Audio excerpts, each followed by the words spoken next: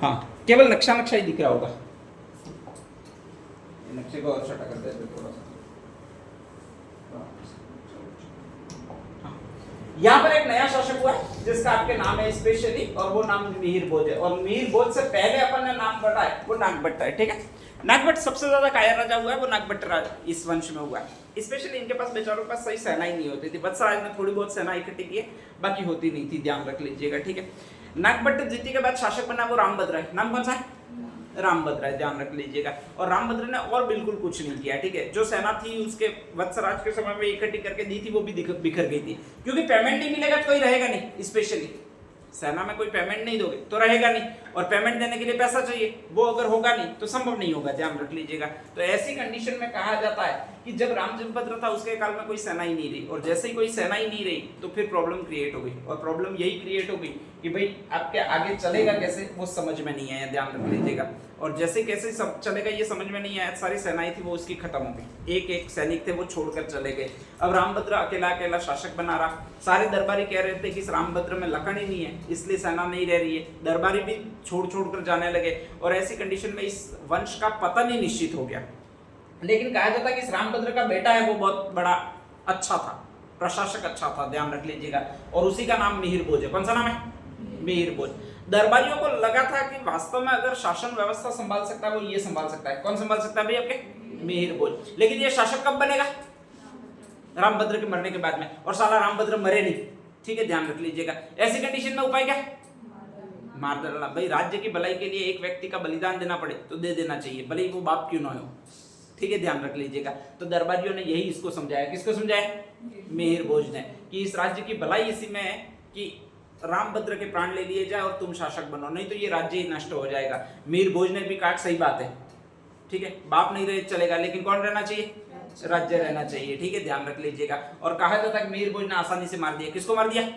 रामभद्र को मार दिया, तकिया दबा कर मार दिया, उसका कुछ ज्यादा भी नहीं था, ठीक है।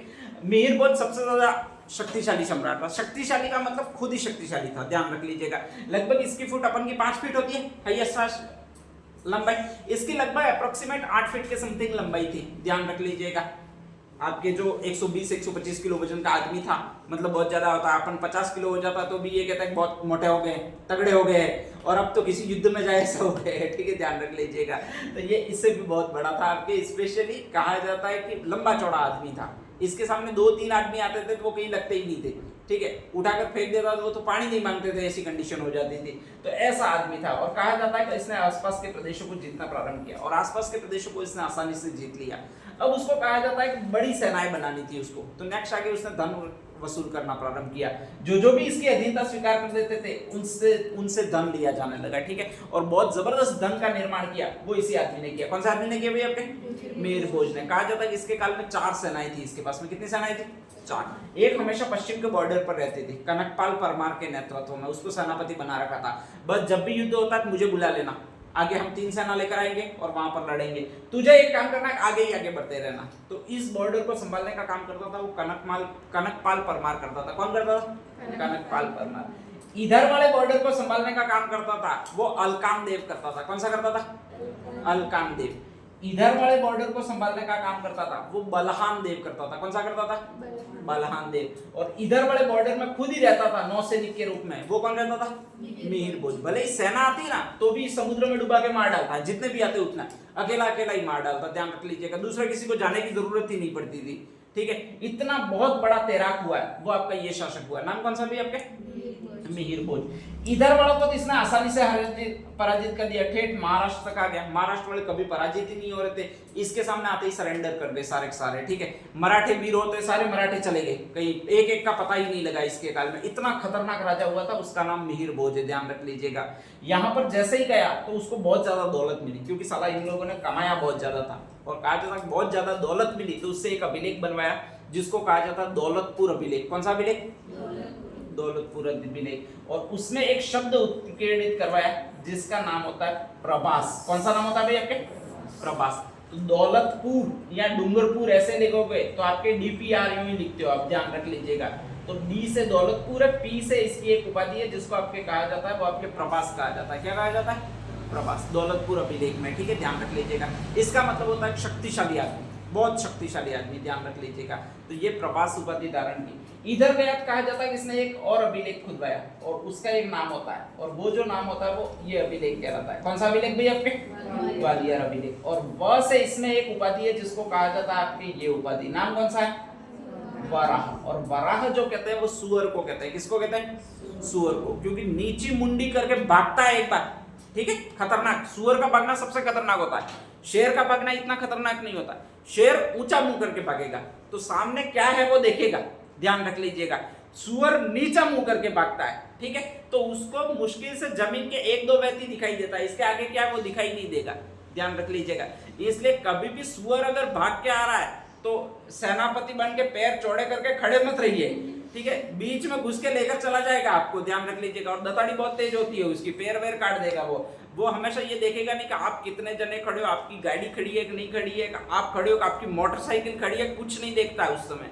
जब भी भागना स्टार्ट करेगा तो इतना तेज गति से भागेगा 120 की रफ्तार से, और अगर आपके आगे मोटरसाइकिल भी है तो उससे आगे टकराएगा, और बहुत जबरदस्त ताकतवर होता है वो, ध्यान रख लीजिएगा। अगर मोटरसाइकिल से भी टकराया तो मोटरसाइकिल फिर चलाओगे ऐसी कंडीशन में नहीं रहेगी, और आपसे टकराया तो आपकी तो बिल्कुल कंडीशन नहीं रहेगी कि आप चल पाओगे, ध्यान रख लीजिएगा, ठीक है। 100% खाट में ही पड़े रहोगे, हड्डियां इतनी टूटेगी कुछ कह नहीं सकते हो, ध्यान रख लीजिएगा, ठीक है।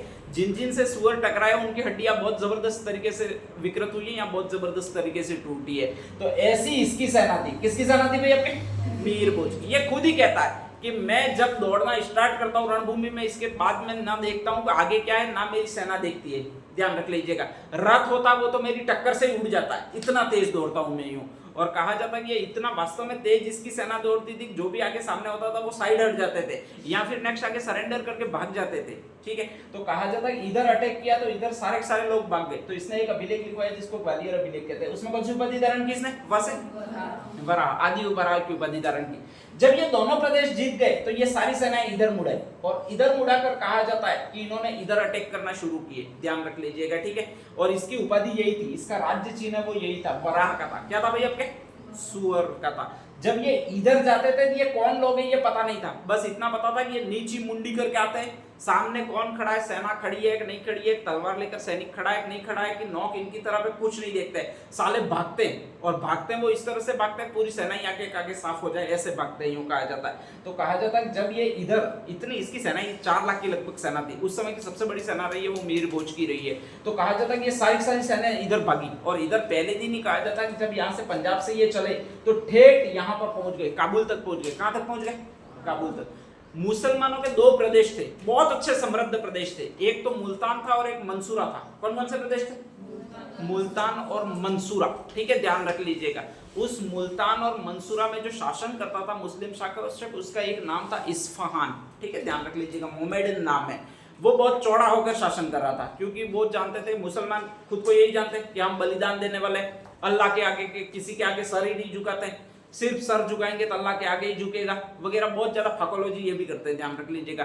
तो ऐसी कैसी फाकोलॉजी ये सारे कर रहे थे। और वहां का जो शासक था एक जुनैद और था, वो भी ऐसी कैसी फाकोलॉजी कर रहा था। एक मंसूरा में बैठा था, एक मुल्तान में बैठा था। अचानक 4 लाख की सेना गई और उसमें आगे ही आगे चल रहा था वो ये शासक चल रहा था। नाम कौन सा आपके? मिहिर भोज। और जैसे ही गई कहा, पता नहीं कि वो शासन पर बैठा था कि मैं तो आगे बैठा हूं, शासन पर बैठा रहूंगा, सेना आएगी, बातचीत करेंगे, इनसे लड़ेंगे, हार जाएंगे, कुछ नहीं दिखा, ठीक है। कहा जाता है एक दिन में इस सेना ने दूरी तय कर ली थी, वो यहाँ तक तय कर ली थी। कहां तक भाई आपके? काबुल तक। लगभग 400-500 किलोमीटर है। 400-500 किलोमीटर एक दिन में दूरी तय करनी है, मतलब 50 की स्पीड से जाना पड़ेगा।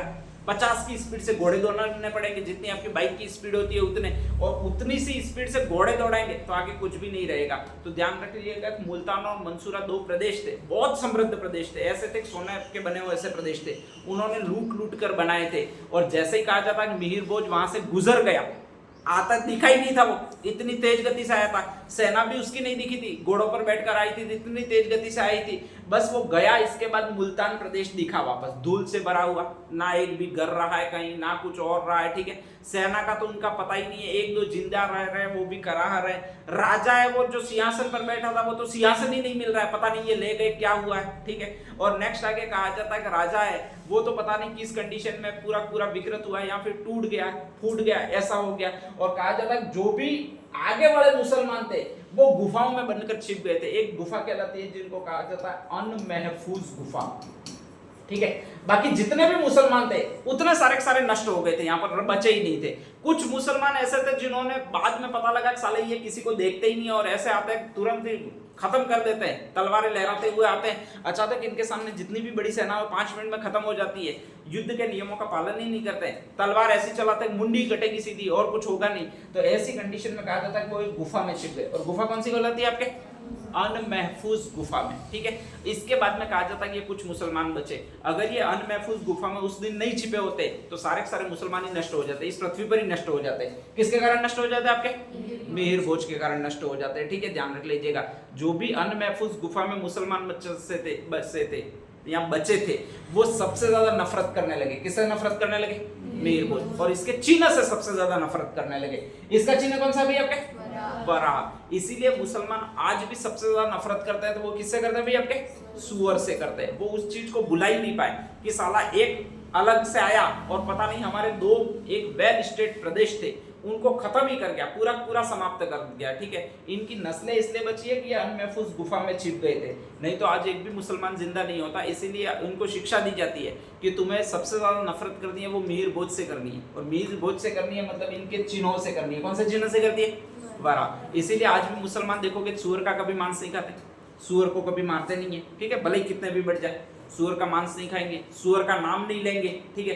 सुअर का नाम लेते हैं तो उसका उस समय कहा जाता है कि जिसने भी बराह का नाम लिया था, इस राजा को सुअर कहा था जिसने, वो सारे के सारे खत्म हो गए। तो उनका डर आज भी बैठा हुआ है। किसका डर बैठा हुआ है मुसलमानों में? मिहिर भोज का, ठीक है। मुसलमानों को सबसे ज्यादा भीषण पराजय देने वाला अगर कोई शासक रहा है हिंदुस्तान में तो वो मिहिर भोज रहा है, ध्यान रख लीजिएगा। कहा जाता है जब ये जा रहे थे तब अनमहफूज गुफा पर एक कवि बैठा था, उसका नाम था सुलेमान। लेखक क्या था?